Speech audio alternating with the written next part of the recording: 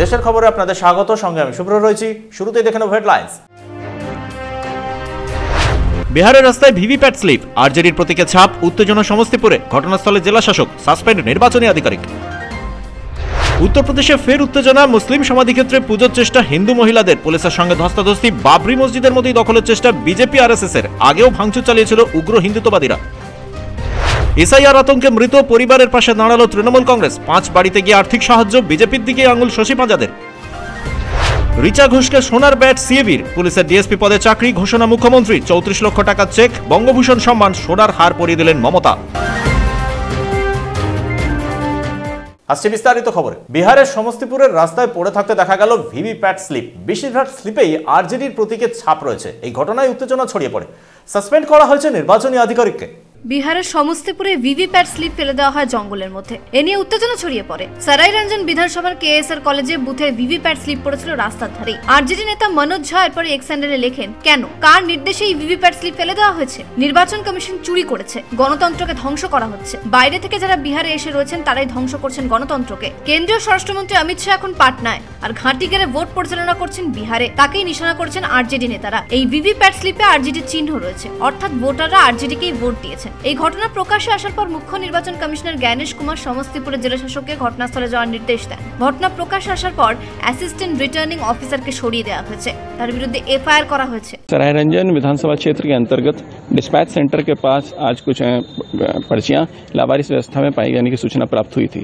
जैसे ही सूचना प्राप्त हुई, तुरंत मैं स्वयं अपने पदाधिकारियों के साथ घटनास्थल पर गया और वहां पर जो कैंडिडेट्स थे उनकी प्रेजेंस में हम लोगों ने उन पर्चियों को जब्त करते हुए सीज किया है।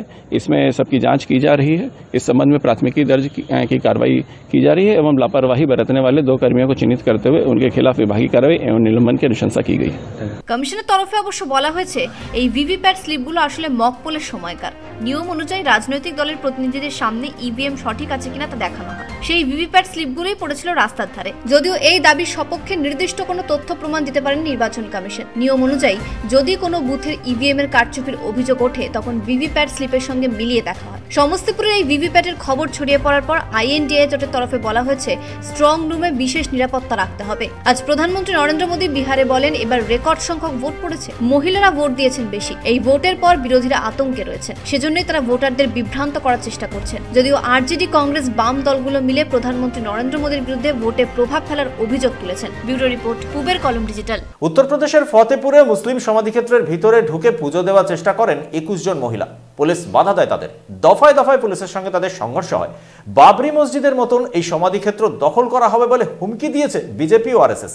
উত্তরপ্রদেশের ফতেপুরে 21 জন হিন্দু মহিলা পুজো করতে যায় মুসলিম সমাধিক্ষেত্রের জায়গায়। কার্তিক পূর্ণিমা উপলক্ষে আবুনগরে পুজো দিতে গিয়েছিলেন তারা। এই সমাধিক্ষেত্র নবাব আবু সামাদের।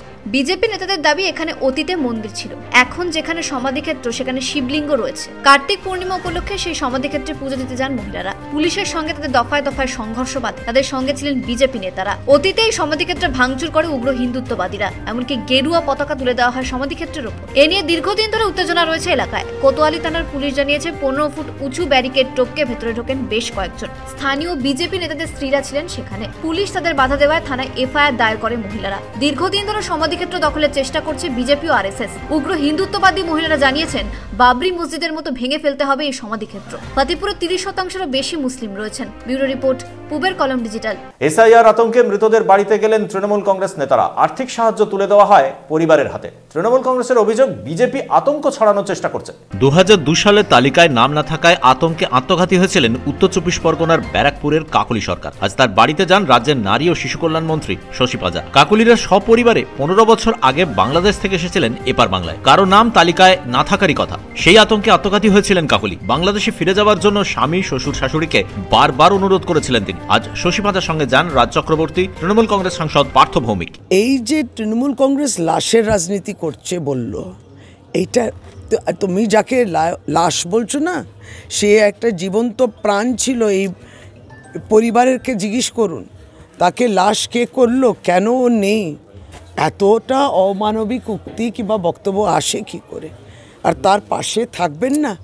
এটা কি এখানে অঞ্চলের মানুষ তার পাশে নেই? অমানবিক হয় কি করে?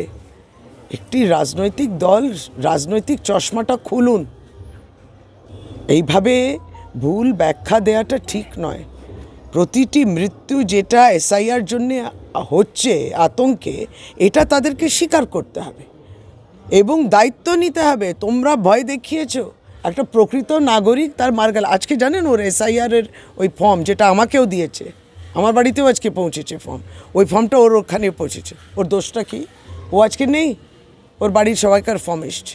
2018 সালে ভোটার তালিকায় নাম তোলার জন্য আবেদন করেছিলেন কাকলির পরিবারের সদস্যরা। শশী পাজা বলেন, বিজেপি অযথা আতঙ্কের পরিবেশ তৈরি করেছে। ব্যুরো রিপোর্ট, পুবের কলম ডিজিটাল। এশিয়া কাপ ট্রফি নিয়ে বরফ গলল শেষ পর্যন্ত। ভারত ও পাকিস্তানের মধ্যে আলোচনা হয়েছে, সমস্যার দ্রুত সমাধান হবে বলে জানিয়েছে দুদেশ।